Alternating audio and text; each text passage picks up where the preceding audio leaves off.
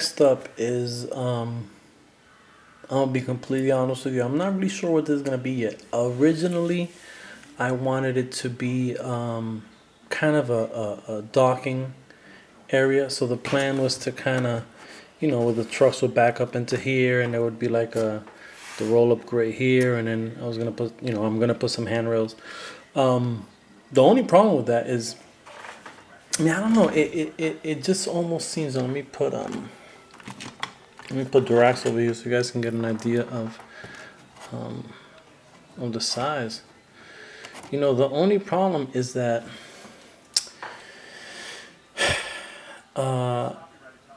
if I put a grate there, and if I wanted to be the size that it would be for a docking type of door, it would leak out. So it couldn't just be here. So I could definitely have it where some of it's hanging out, and this is gonna kind of be damaged and destroyed. So I can kind of destroy it. The problem is because of this piece, it wouldn't make any sense. It would have to have been. I mean, I guess I can eliminate this piece and try to work it like that. But I think instead of doing that, and I've done that before, so I think what I'm going to do is instead I'm going to do something a little bit different.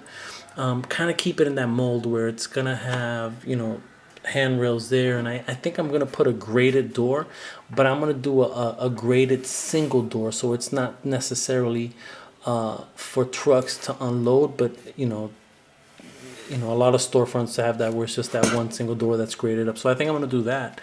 I'm going to put some vents and another door there.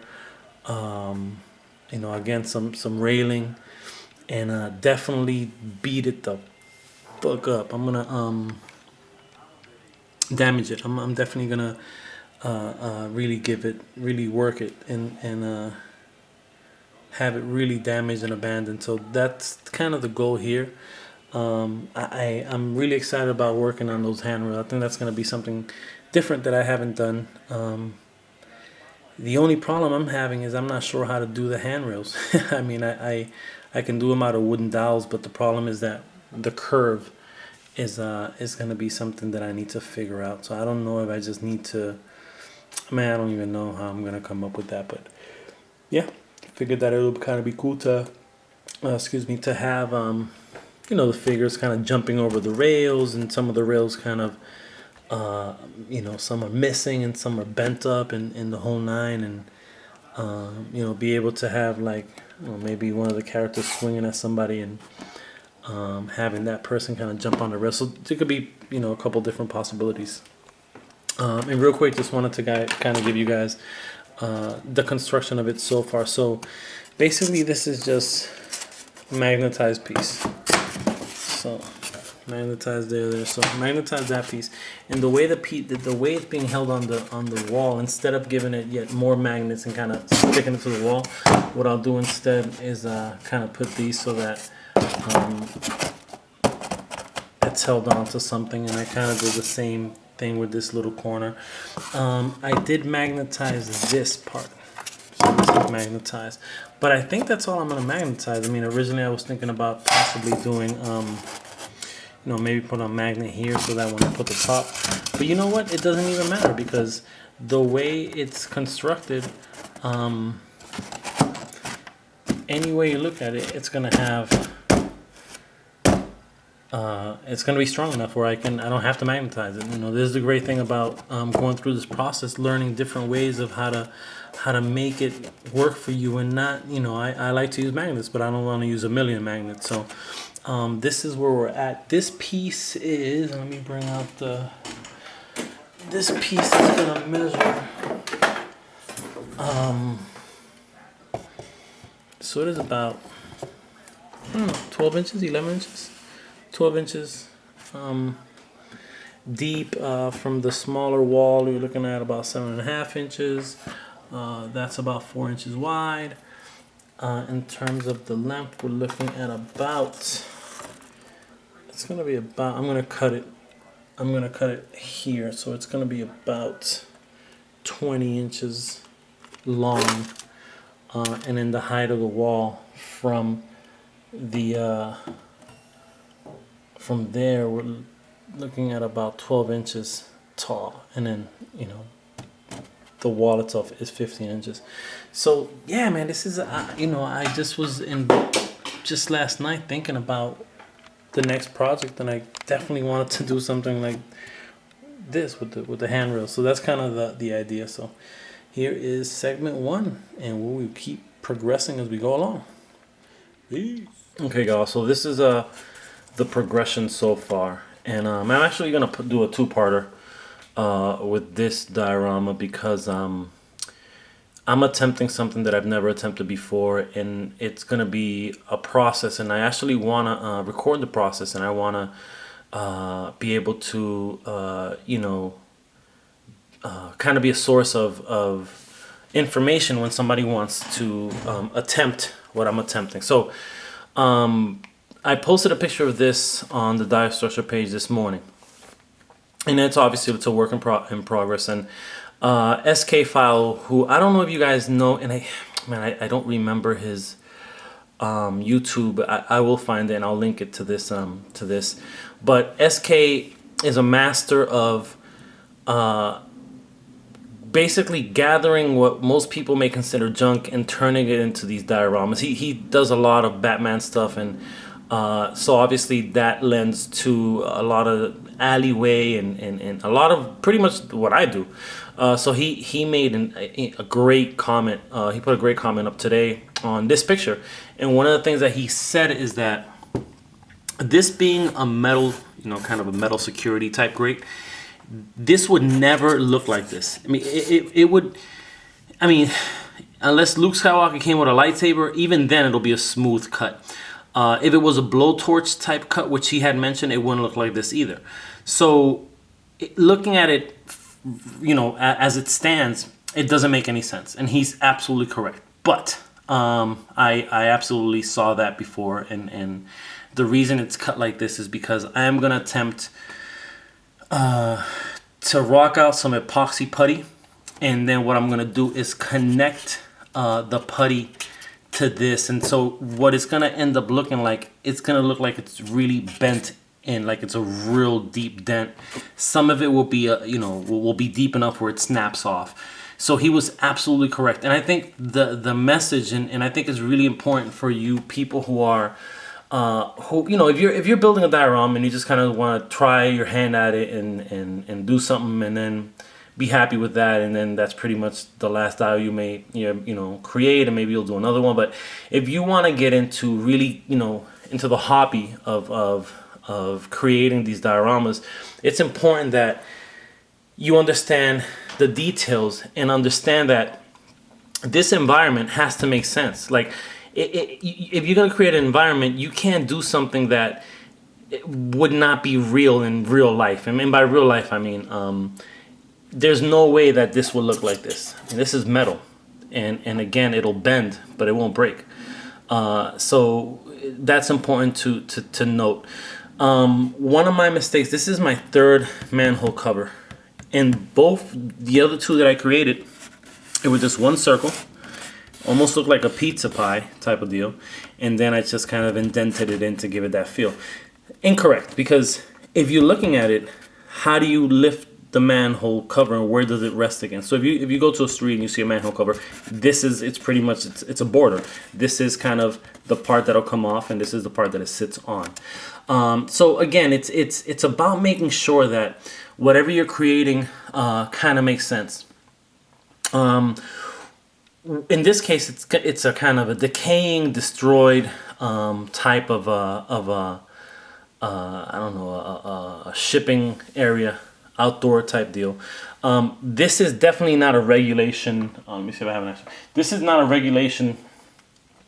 As you can see, if a vehicle was to fit into here, it would be much wider. But as I explained, I didn't want to make it wide. I wanted to make it small. So this is a better size for like a forklift type of deal or what have you. So decided to go with a smaller one and not make it accurate in terms of if this was a loading dock. Because again, it wouldn't have had this. It would have just been extended out. And I am trying to stay away from those really big dials. And I kind of like these smaller ones. It's pretty self-contained, and you can do it, I mean, even from here you can rock out some pretty decent pictures. So as I go further along, what I'm going to do with the top is make it cement and make it crumbling. So some of the pieces will fall onto here and will permanently be glued here, and it'll be damaged up top. And obviously I'm going to create some more damage as I go along. The other step that I'm going to take is creating a handrail right across here. But it's going to be mangled up, and that's where the epoxy putty is also going to come into play. So some of it will, it'll stick into here, and you'll be able to take it off. And then, for the most part, I'm going to leave those parts that are going to, where they're going to sit, are going to stay pretty straight, but the bars themselves are going to be bent, kind of mangled up in some parts. So the epoxy putty is going to help me with that, and the epoxy putty is going to help me with making this real, because right now that is impossible. So again, like I was saying, it's really important to, as you're creating these dioramas, you want to make it look as realistic as possible. I mean, part of ACBA is making these characters, these action figures, kind of come to life, making it look like it's ripped out of a comic book page. And so it is important to be accurate with posing. It is important to be accurate with the cutouts. It's important to be accurate with the background, in this case the dials. Very, very important. So so I just wanted to talk a little bit about that. So this is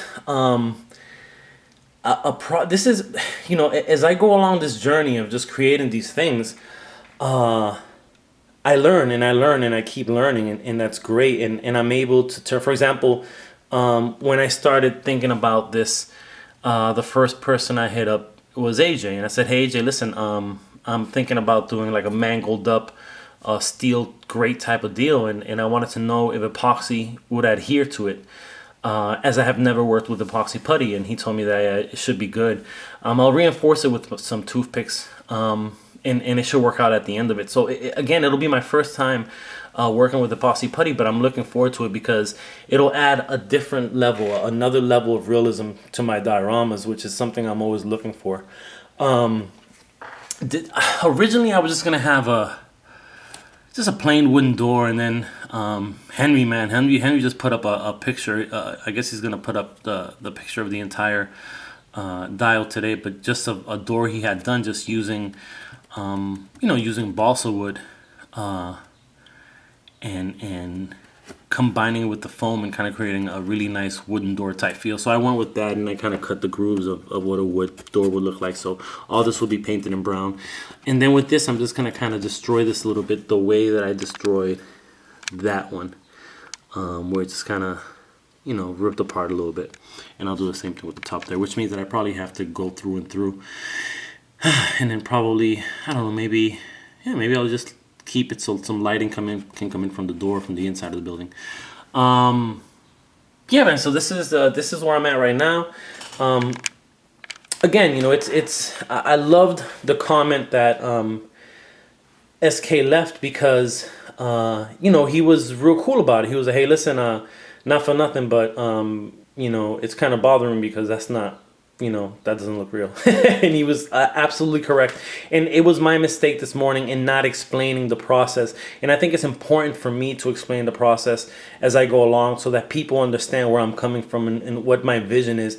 A lot of times these things just kind of pop into my head, and I just go with it. And a lot of it is trial and error. A lot of it is just having learned so much from AJ and Bob Diod. And so, as I go along this journey, I'm forever learning, and I'll never stop learning, and I'll never feel like I'm the best or I'm better than anybody or what have you. I just feel like, man, this is something I kind of picked up. I enjoy. I'm pretty decent at it, and I'm gonna go with it. And the great thing about it is that it's allowed me to create other dioramas for other people, throughout, the world, pretty much. Because I've shipped to Australia, I've shipped to Canada, I've shipped, all over the U.S. So it's really cool. It's really cool to see something you created and somebody else using it with their action figures. So as I go through the process, I wanted to, again, I'm going to make this a 2-part video, because the second half of this video, which won't be out for a while, because I actually just ordered the epoxy putty from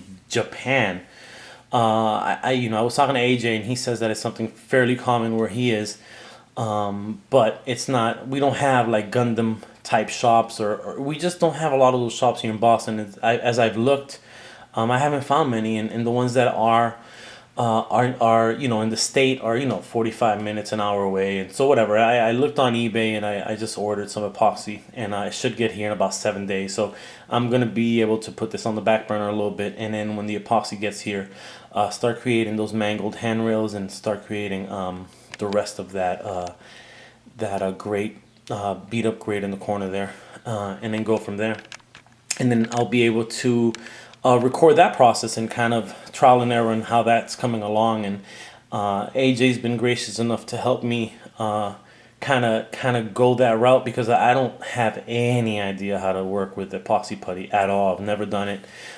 So we may just kind of Google chat and be able to he'll be able to kind of be my another set of eyes and some advice on how I go about it. So this is almost a little mini collaboration that I'll be able to get some great help from AJ, and so that should come out pretty decent. And then at the end, I do want to create something.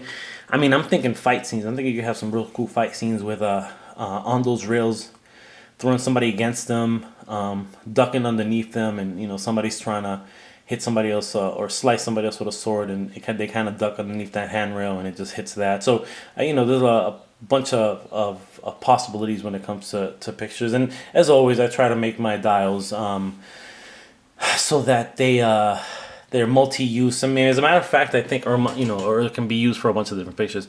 I think what I may do is not glue this permanently, so have this, be able to kind of take this off.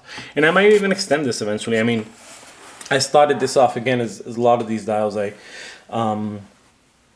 spur of the moment decided I'm just gonna rock it out real quick as a personal dial. But again, I'll put it away. I'm actually gonna start working on a Minimates Walking Dead dial as a commission piece. So that'll keep me tied up until I get this epoxy. And then once I do, I will be back at it and have part 2 of this video and have the process of doing that and the finished product. Alright, y'all. And if you have not gone to Dial Structure group, if you have a Facebook account, check us out. Dial Structure, real cool group, really talented dial makers. Dial makers. So if you haven't, come on through and check us out. Alright, y'all. Peace.